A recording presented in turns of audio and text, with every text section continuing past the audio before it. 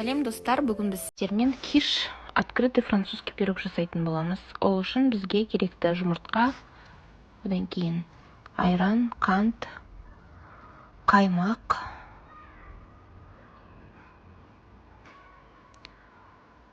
соданы уксуспен гасить етеміз.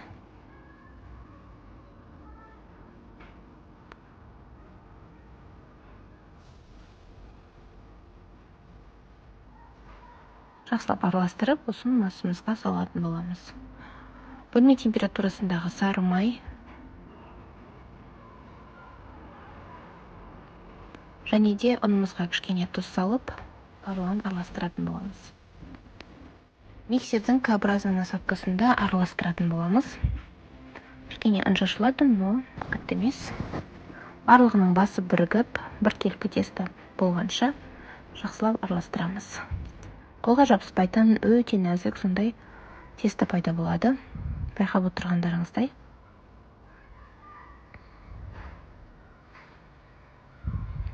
Ары қарай осы тестаны демалдыруға қойып, біз уже ішкі начинкасына кірісеміз. Ол үшін бізге қаймақ керек. Сіздерде берілген техкартада көрсетілген массаны өлшеп аласыздар. Жұмыртқаны жарамыз.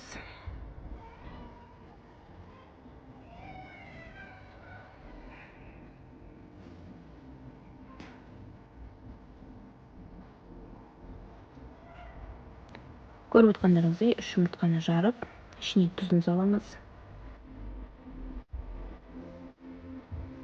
Бұрышын саламыз.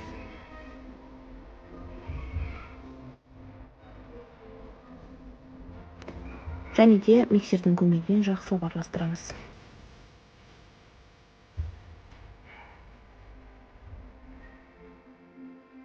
Біркелкі масса шыққанша араластырамыз.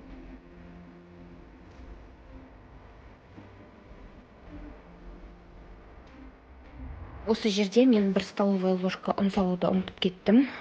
Видеоны көріп отырсаңыздар, ар жағында салатын боламын. Келесі кезекте тауықтың етін турайтын боламыз. Тауықтың еті соломка етіп туралған. Сіздерде берілген техкартаның өлшемі бойынша барлығын осылай соломка етіп турап шығамыз.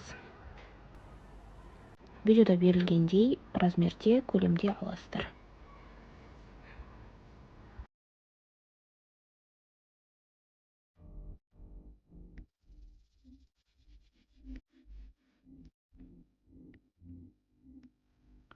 Келесі кезекте шампиньон и грибын алып тураймыз. Ортасынан бөліп, ары қарай майдалап, осылай видеода көріп тұрғандарыңыздай турай береміз.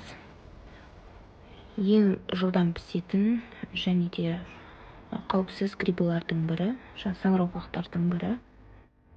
Ары қарай көріп отқандарыңыздай жүгеріні, содан кейін сыр сулугуниді пайдаланамыз. Оны терканың көмегімен өткізіп, ірі терканың көмегімен өткіземіз.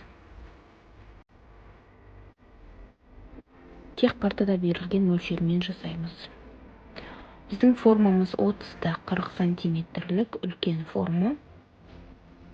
А3 деп айтса да болады. Сол өлшемге керекті ингредиенттерді жасап жатырмыз. Келесі черридің тек ортасынан бөліп,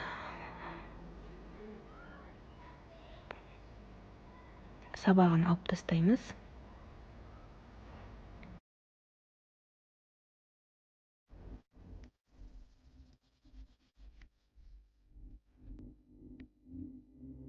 Мінекей енді демалған қамырымызды жақсылап жаятын боламыз.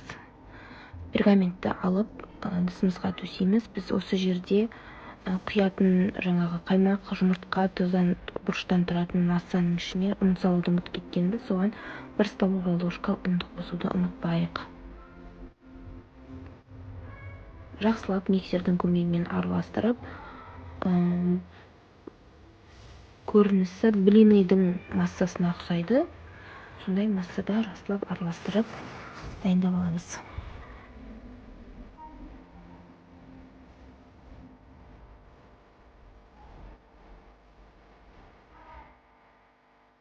Оқтаудың көмегімен ұнды сеуіп, жақсылап жұқалап жаямыз. Борт жасап, бізге негізгі борт жасап, және де барлық жеріне жеткізіп, осы қамырды жаюымыз керек. Көріп отқандарыңыздай.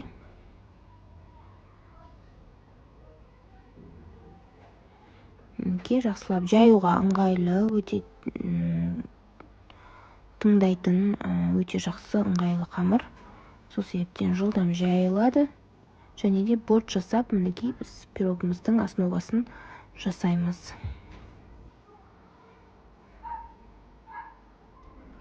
Начинкасын ауыстырып, түрлі пирогта жасауға болады. Начинкасына семга қосып жасасаңыздар да болады. Дәл осылай еттің орнына семга қоссаңыздар болады. Сол сияқты барлық түрлерін жасай беруге болады.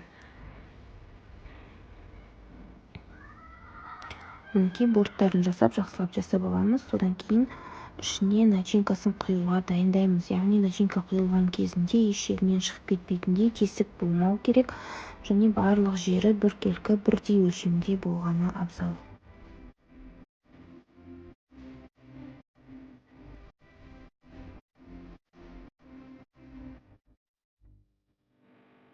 Енді келесі кезекте начинкамыздың барлығын араластырып, сұйық жаңағы блинның массасы сияқты массамен бірге араластырамыз. Мінекей брокколи қостық. Міне осы жерде жақсылап осы массаны ішіне құйып, араластырамыз біркелкі етіп.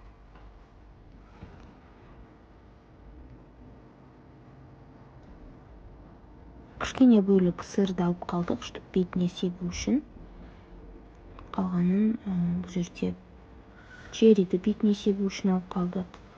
Және де брокколиден кішкене алып қалдық, барлығынан кішкенеден алып қалып, бетіне себуге, сәндік үшін қоюға, түсі реңі әдемі болу үшін алып қалдық. Помидорды бұның ішіне араластырсақ, су бөлініп кетеді, сол себептен оны да бірінші бөлек алып қойдым. Ары қарай осы видеоны көру барысында сіздерге барлығы түсінікті болады деп үміттемін. Енді татымына қарай, өздеріңіздің вкустарыңызға қарай тұзын сепсеңіздер болады. Бізде тұз жеткіліксіз болғандықтан қосымша тағы тұз септік. Осы жерде кинза, укроп, петрушка сияқты зелендер қосып жіберсеңіздер өте керемет болады.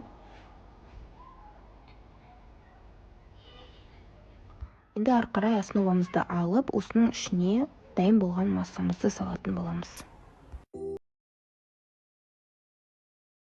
Мінекей біркелкі тегістеп барлық массаны салып, базаның үстіне, основаның үстіне жақсылап біркелкі қалыңдықта жасап шығамыз.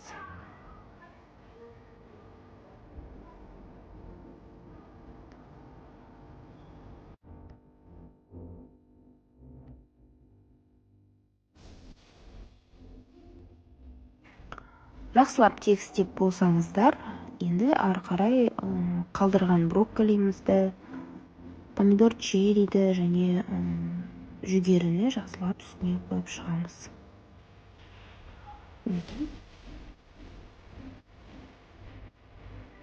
Барлығын кезектестіріп, әдемілеп қойып шықсаңыздар, бір рет ретінен сыртқы түрі әдемі болады. Аппетитін беру үшін осындай түсті нелерді, жаңа брокколилерімізді алып алдық. Брокколи бізде замороженный болғандықтан осылай су ағып тұр.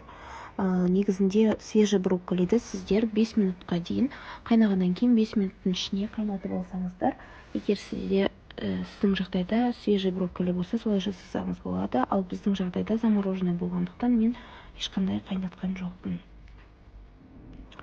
Олай болса, жүгеріні, черриді септік және қалдырып қойған сырымызды бетіне жақсылап сеуіп шығып жатырмыз.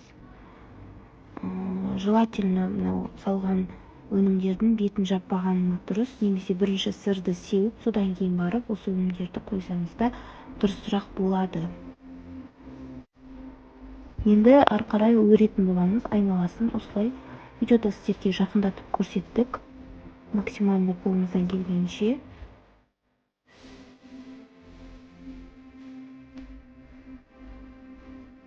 Мінекей барлығын осылай айналасының барлығын өріп болғаннан кейін, тек бір жұмыртқаның сарысын ағынан бөліп алып, тек сарысын ғана осындай щетка кисточканың көмегімен айналасына ғана жағып шығамыз. Яғни өрілген жерлеріміз жылтырап тұру үшін жағылатын дүние.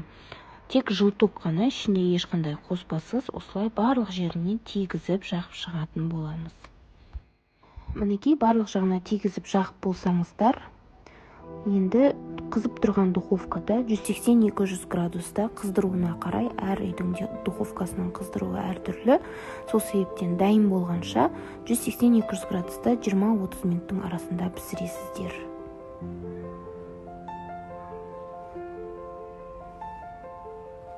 Ал мінекей осымен біздің пирогымыз, кешіміз дайын. Ас болсын, видеолар сіздерге аманат.